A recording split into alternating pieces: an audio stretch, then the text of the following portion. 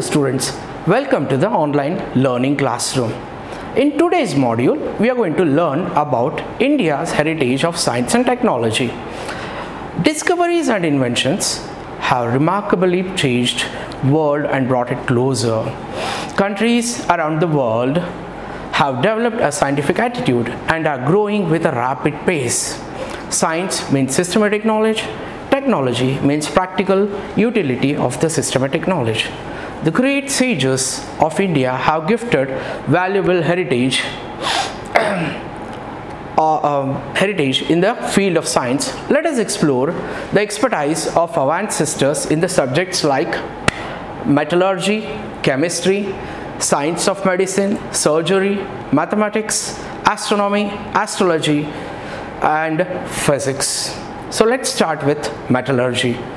Since ancient time, Indians use metallurgy in their practical life. For a few of the examples to prove that expertise in the field of metallurgy are: metallic idol of a dancer was excavated from the site of Indus Valley civilization. Statues of Buddha belonging to Kushana period were found from Takshashila. In South India, metallic idols were made during the Chola period. The world famous statue of Nataraj, the dancing poacher of Lord Shiva, is preserved in the Museum of Chennai. Statue of Ram, the archer, is also preserved in the Museum of Chennai. Metallic statues of god, goddesses, birds, animals, beetle nut breaker, etc. are the best examples of India's expertise in the field of metallurgy. Chemistry is an experimental science. It is very useful to know about various minerals, plants, seeds of agriculture, making of various metals to make medicines, etc. Acharya Nagarjuna, an expert of chemistry, was there in the Nalanda University. Rasaratnagara and Arogya Manjari are the books written by him. He advocated the usage of allopathy with herbal medicines. The usage of mercury ash as medicine was initiated by him only. Nalanda University had its own school of chemistry and a furnace for experiment. The description of main rasa, uparasa, 10 types of poisons, various types of salts, and ash of mercury is seen in chemistry. Few visible and preserved examples are the 7.5 feet and 1 ton weighing Buddha statue made of copper is found from Sultanganj in Bihar. The 18 feet Buddha statue of Nalanda, Vijayastambha built by Chandragupta II, is 24 feet and weighs 7 tons. These are the metallic miracles, are the best examples of India's alchemical lore.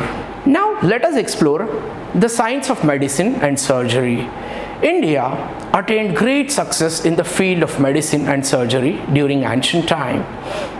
The notable names in this field were Maharshi Charaka, Maharshi Sushruta, and Vagbhata. They have written books on medicine and surgery. Charaka Samhita, Sushruta Samhita, and Vagbhata Samhita are the books. These books mentioned about instruments used for surgery, and those instruments were sharp that they could split a single vertical hair into 2 divisions. Usage and processing of herbal medicine presented with classification and proper dosage. They were experts in surgery as well. They could stop the bleeding of a person by a bowl-shaped bandage. They could operate on abdomen, kidney, cataract, hernia, piles and bladder, etc. They could join the broken or displaced bone, extracted things pierced into body easily and skillfully, recognize the symptoms and diagnose the disease. They gave dietary guidance after treatment. There were expert plastic surgeons as well, gynecologists and pediatricians also present during that era. They taught anatomy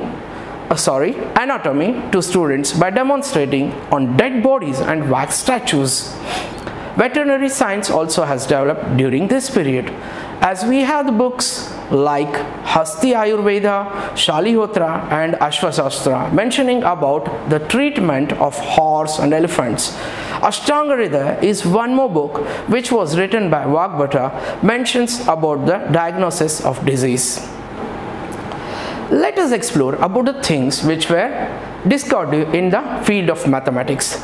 Mathematicians such as Aryabhata, Bhaskaracharya, Bodhayana, Apastamba, Katyayana, Brahmagupta and Gritsmad have contributed a lot in the field of mathematics. Discovery of zero by Aryabhata. He had written the book Aryabhatiam and had mentioned about value of pi as 3.14. He had also written the books Dashagitika and Arya Siddhanta. Multiplication, subtraction, addition, square root, cube root, etc. Ashtanga method is introduced by Aryabhata. He is also known as the father of mathematics for his contributions.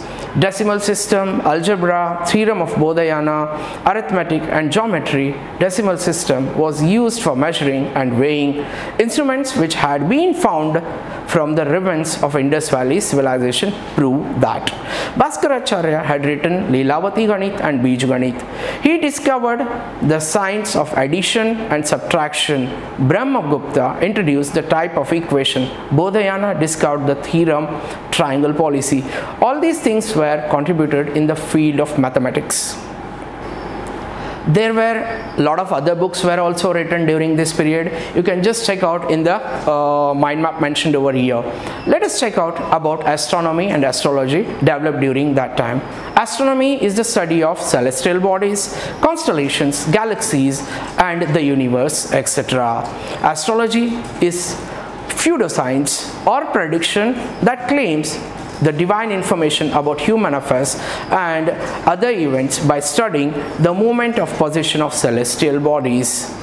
Aryabhata declared the earth moves on its axis and he proved that the basic reason for lunar eclipse is the shadow of the earth.